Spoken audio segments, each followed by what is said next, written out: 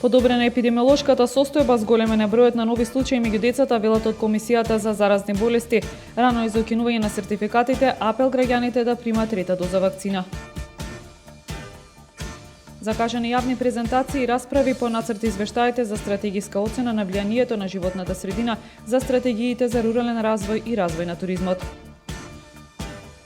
Партерно ќе се уредува просторот околу мултикултурниот центар во Вевчани преку проект во рамките на програмата за рамномерен регионален развој за 2022 година.